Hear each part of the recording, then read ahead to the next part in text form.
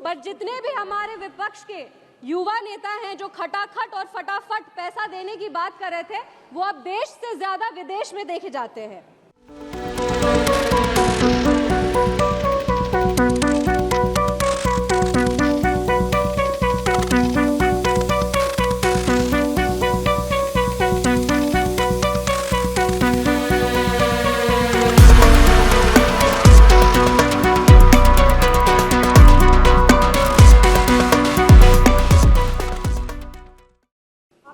मेरी पार्टी का पक्ष रखने की अनुमति दी। सबसे पहले हम अपनी पार्टी लोक जनशक्ति पार्टी रामविलास और पार्टी के राष्ट्रीय अध्यक्ष श्री चिराग पासवान जी की तरफ से सप्लीमेंट्री डिमांड फॉर ग्रांट 2025-26 का समर्थन करते हैं और चर्चा शुरू करने के पहले अपने यशस्वी प्रधानमंत्री श्री नरेंद्र मोदी जी और हमारी वित्त मंत्री श्रीमती निर्मला सीतारमण जी का आभार व्यक्त करते हैं कि उनकी नीतियों और वित्तीय प्रबंधन का परिणाम है कि आज विश्व स्तर पर लोग उम्मीद से भारत की तरफ देख रहे हैं। ये उनकी नीतियों का परिणाम है कि आज भारत की अर्थव्यवस्था चौथी सबसे बड़ी अर्थव्यवस्था हो चुकी है। आज सर पिछले क्वार्टर में हमारा जीडीपी 8.2% का ग्रोथ रेट जो है वो रिकॉर्ड किया था, जो अपने में एक बहुत बड़ी उपलब्धि है, पर इसकी चर्चा विपक्ष वाले कभी नहीं करेंगे, ना ही इसकी सराहना करेंगे। अगर हम जीडीपी की बात करते हैं, वही अगर हम विदेशी मुद्रा भंडार या जीएसटी कलेक्शन जो प्रति महीने है, वो भी अभी अर्थव्यवस्था में नए कीर्तिमान को स्थापित कर रहा है। पर जितने भी हमारे विपक्ष के युवा नेता हैं जो खटाखट और फटाफट पैसा देने की बात कर रहे थे, वो अब देश से ज्यादा विदेश में देखे जाते हैं। अगर हम सप्लीमेंट्री डिमांड फॉर ग्रांट 2025-26 की बात करें तो इसमें लगभग जो पहला बैच रखा गया उसमें 1,32,268 करोड़ रुपए के अतिरिक्त व्यय की अनुमति मांगी गई है। विपक्ष के नेता जो हैं वो बार बार पूछ रहे थे कि सप्लीमेंट्री डिमांड फॉर ग्रांट की क्या आवश्यकता है, बजट तो पेश हुआ था। पर मुझे गर्व होता है ये बोलते हुए कि हमारा लोकतंत्र एक जीवंत लोकतंत्र है और हमारी सरकार एक गतिशील सरकार है जो ना कभी रुकती है और ना ही विकास कार्यों से कभी पीछे हटती है। मुझे गर्व होता है ये बताते हुए कि ये पैसा कहाँ जा रहा है। ये पैसा सारा, ये जितना भी सारा पैसा है वो गरीब, किसान, महिला, युवा, दलित, वंचित, शोषित वर्ग के लिए जा रहा है और उस विकास कार्य के लिए निकाला जा रहा है। ये जो आवंटित राशि है वो पेट्रोलियम और प्राकृतिक गैस मंत्रालय के तहत एलपीजी सब्सिडी की भरपाई के लिए जा रहा है, जिसके लिए लगभग 12,500 करोड़ की भारी राशि दी गई है। गरीबों के गैस कनेक्शन, एलपीजी कनेक्शन के लिए प्रोग्राम कंपोनेंट के तहत 3,178 करोड़ की राशि आवंटित की गई है। अनुसूचित जाति के लिए 302 करोड़ और जनजाति के लिए लगभग 156 करोड़ अलग से रखे गए हैं। अगर हम बात करें एलपीजी सब्सिडी के लिए तो एससी और एसटी वर्ग हेतु क्रमशः 83 करोड़ और 43 करोड़ रुपए का प्रावधान किया गया है। शिक्षा मंत्रालय में प्रधानमंत्री वन नेशन वन सब्सक्रिप्शन के तहत लगभग 2023 करोड़ का बड़ा राशि आवंटित किया गया है। इससे छात्र, जितने भी हमारे देश के छात्र हैं जो वंचित वर्ग से आते हैं, जो गरीब वर्ग से आते हैं, उनको विश्व स्तर पर जो आप कह सकते हैं कि जनरल रिसर्च का जो मटेरियल्स है वो उपलब्ध कराया जाएगा। ये उन छात्र छात्राओं के लिए बहुत काम आएगा। अगर हम वर्ल्ड क्लास इंस्टीट्यूशंस की बात करें तो उसके लिए कुल मिलाकर लगभग 235 करोड़ की राशि आवंटित की गई है।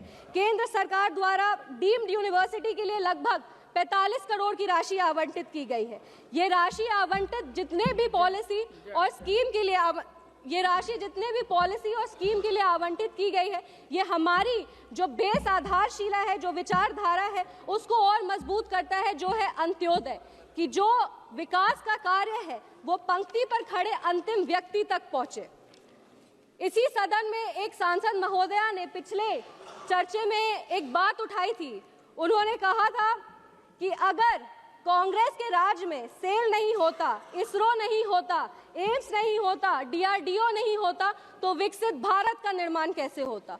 उनको हम ये कहना चाहते हैं कि विकसित भारत के निर्माण के लिए एनडीए की सरकार प्रतिबद्ध है। किसी भी तरीके से शिलान्यास करने को और काम पूरा करने को, वो दोनों में बहुत ही अंतर होता है। इमारत की नींव को रख देने से मकान नहीं बन जाता है। आप सब ने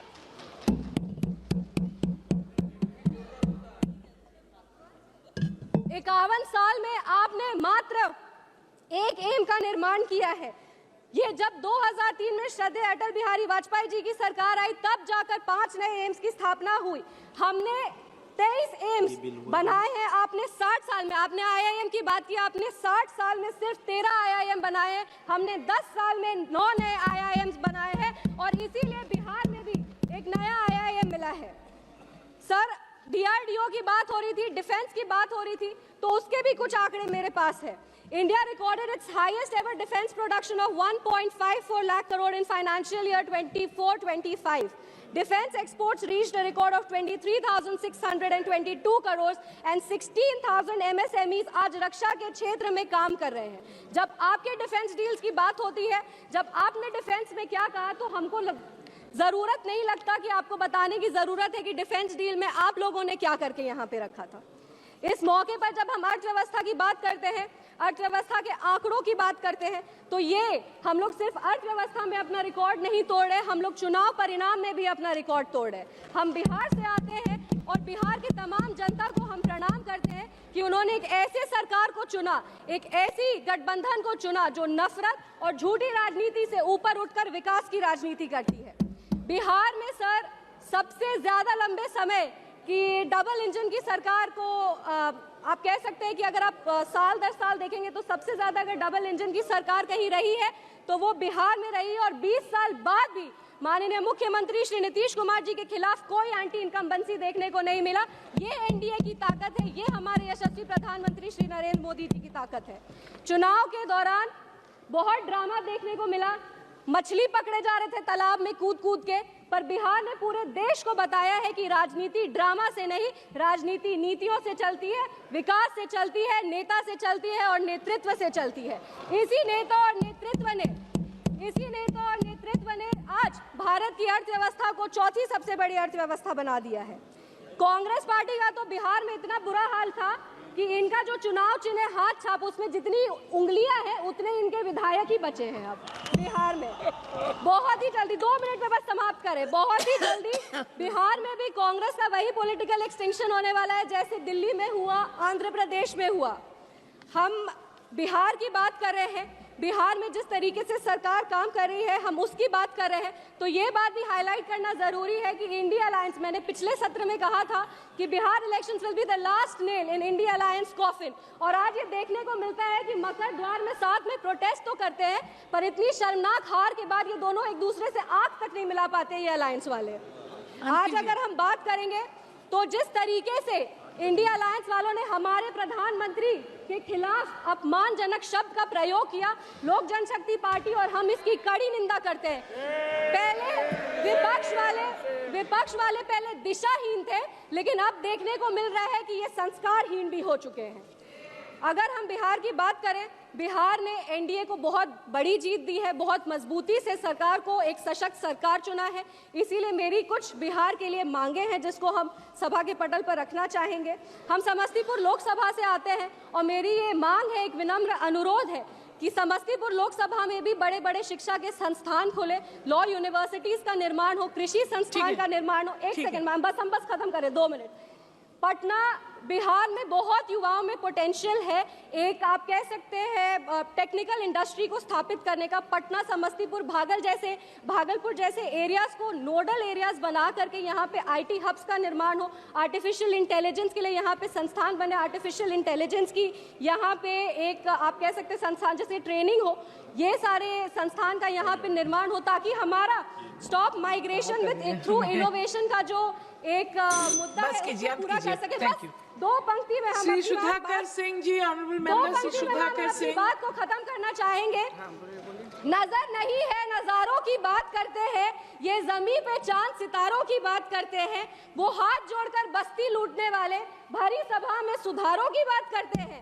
बड़ा हसीन है उनके। माननीय सभापति महोदया, मैं विनियोग विधेयक सप्लीमेंट्री बजट 2025